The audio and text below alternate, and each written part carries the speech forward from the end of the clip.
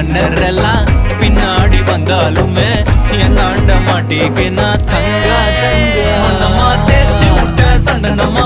ஏத்தி வச்ச குங்குமமா பார்த்தேனே கண்ணால